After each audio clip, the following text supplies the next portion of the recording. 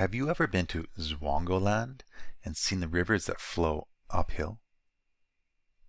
What am I talking about? Rivers don't flow uphill. And if yours does in your fantasy map, prepare for some comments. My name is Wes Jones, and this is my channel on fantasy mapping. Today I want to talk to you about rivers. I want to show you what rivers do and what they don't do. Let's look at those. Create a new layer. What's something that a river does? Well, a river flows downhill. If you have a mountain, the river will naturally flow away from that mountain. It starts somewhere that's higher. Water is the perfect example of something that obeys the laws of gravity. It always flows downhill. So this is something that you want to do. You can also get rid, we can make this eraser bigger, you can also get rid of that mountain and have this start in some highlands. It doesn't really matter as long as you're starting somewhere higher. But if you have a mountain over here, for example, and your river goes to another mountain, it's not really flowing downhill anymore, and that's something you don't want to do. You want to have it go downhill. That's one do and one don't. What's another one? Well, a river, let's draw this river here. Branches will always go into the river. So if the river is going in this direction, you're going to have branches that go into the river. They're always going from small to big. You might have some that join the smaller branches, but they always go into this bigger channel, and you can see that the river will start getting bigger because more water gets into it. It almost looks like a tree, actually. What rivers don't do is rivers, let's show this line again, rivers don't do the opposite. So if we're flowing down this way again, they don't branch out the other way, because this would actually start having less water in each of these channels. So that's another do and a don't. What else do rivers do? Well, this is not really a river, but it's a lake. So let's draw a lake.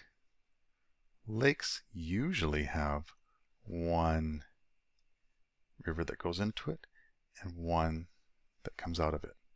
You won't see a lake that has two or three. That's just not how lakes work.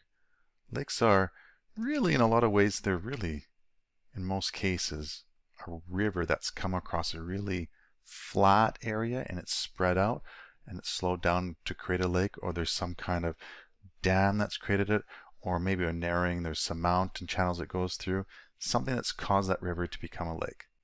That's most of the time how lakes are created. You'll get those lakes that don't really have any rivers coming in and out of them. But if you have a lake, what you're going to watch for is to make sure that there's only one way out of that lake. Something like that just doesn't really happen in nature. What else? Well, if you have a river that does a lot of meandering, this is totally fine. But this happens in an area that's very flat.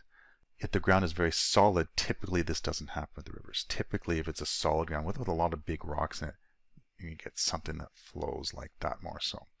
So this one happens in an area that's, again, flatter and sandier, or with more soil in it. It's just something to be aware of. So if you draw a river like this through a mountain range, it better make sense. If it's through a mountain range, you better have mountains everywhere. What else? Well, let's draw another very common river type. Again, we'll draw it going down. This time we'll have a coast. Generally, rivers just go into the coast. There's one outlet.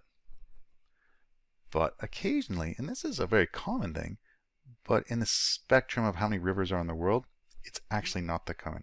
You'll have a delta form.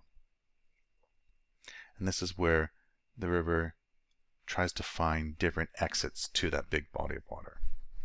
Now, it's totally fine to draw something like this on a map. But because they happen so infrequently, I wouldn't put too many of these on your map. It's just something to note. And let's look at one more thing that rivers do, or really don't do. Let's say you have this big lake, and we've got the river coming out of it. Well, what the river doesn't do is it doesn't end in the place that it began. You're basically making a moat if that's the case. Rivers don't do that. Well, that's a quick recap of the rivers. They flow downhill. They branch into one channel. So these are all going in this direction. If it's a lake, it has one outlet. Rivers meander in very flat areas. Deltas aren't as common as you think, and if you put them in your map, just don't do too many of them. And rivers don't start and end at the same place. So this is one you wouldn't do. With all these suggestions, of course you can do whatever you want on your fantasy map. But rivers are one of those things that people do look at and they do understand from even a very casual point of view. You want your rivers to make some sense. And if they're going to break rules, maybe make them very obvious. Maybe have one and it has a waterfall flowing straight up into like clouds or something. Something that it's very, very obvious that you're breaking the rules. Otherwise, people will look at them and say, oh, there's something weird about that river. Anyway, I hope you've enjoyed this video and learned something about rivers. If you want to learn more about how to draw fantasy maps, you can check out my website called fantasymapping.com. And I do have a book on how to draw fantasy maps called Fantasy Mapping Drawing Worlds. And you can get to that link in the description. I can't wait to see the rivers on your maps. Thank you, and bye.